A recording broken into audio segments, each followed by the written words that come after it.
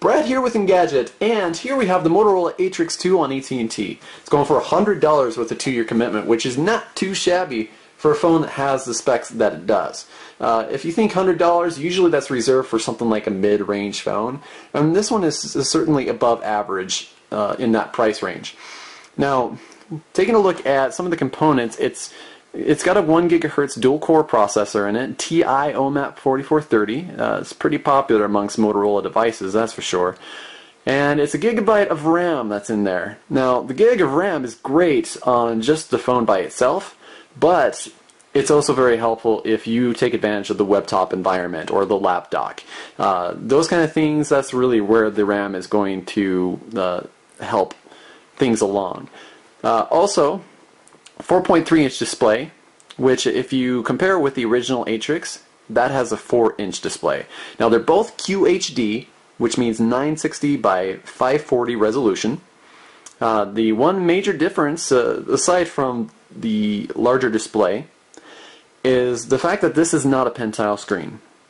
So love or hate pentile, it's up to you, but for us, we are definitely happy without the pentile on there, so you don't get the jagged edges or any of the little bitty pixelation.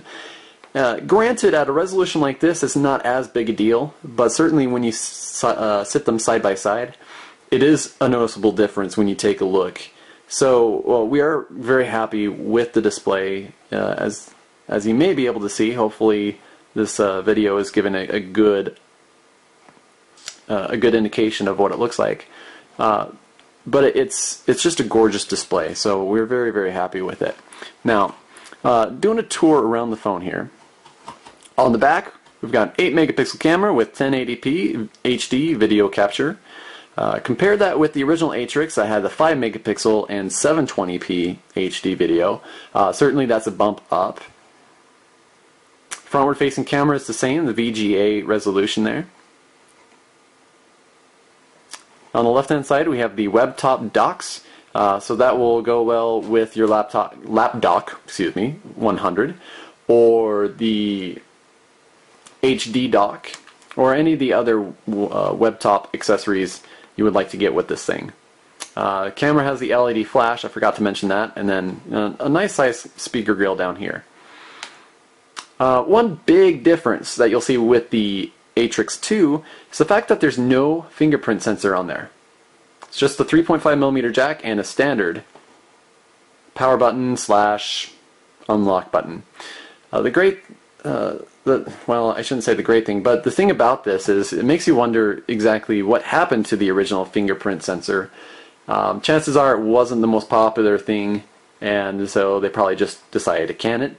It'll be interesting to see if it pops up in any phones down the road, because it certainly is a very interesting idea, but I don't think it gained a whole lot of traction. On the right side, we have the typical volume rocker, but we also have the physical camera button.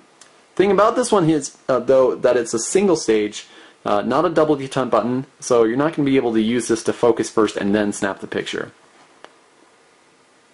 Nothing on the bottom there. Now, the back itself is very soft touch plastic. Apparently that's really hard to say. Now let's open this little guy up here.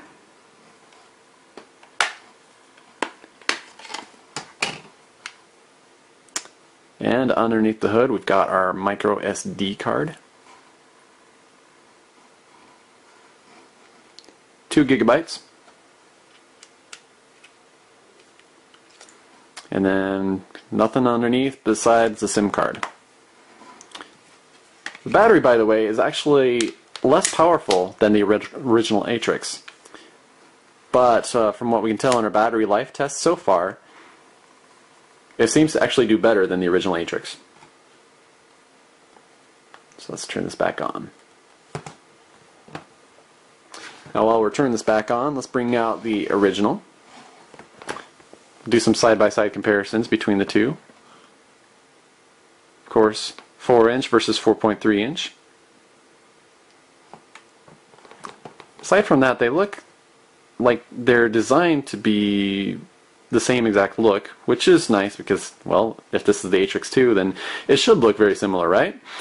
Well, the other major difference is the soft touch plastic with the textured back versus the hard plastic with the funky holographic pattern on here, which sometimes if you put it in the right light can be rather disturbing to the eye. So, personal opinion there, of course. But I much prefer the design and the look overall of the Atrix 2 over the original. So,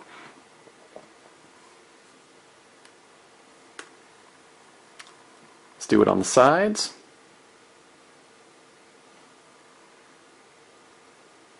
There, as you can tell, is the major difference between having a fingerprint sensor and not. Woo! And that's me just letting the phones fall out of my hands. On the right hand side, here are the web top docks. Now with these ones, let's zoom in a little bit closer here if we can. The major difference, as you can tell, is that the ports are upside down. So the original Atrix is not going to work on the lap dock 100, and vice versa with the Atrix 2, not working on the one designed specifically for the Atrix 4G. Now, the thing about this is the Atrix 2 is compatible with the Droid Bionic and the Photon 4G, and according to Motorola, pretty much any future web-top compatible phones will have that same setup. So that way, every phone will have the same exact accessories.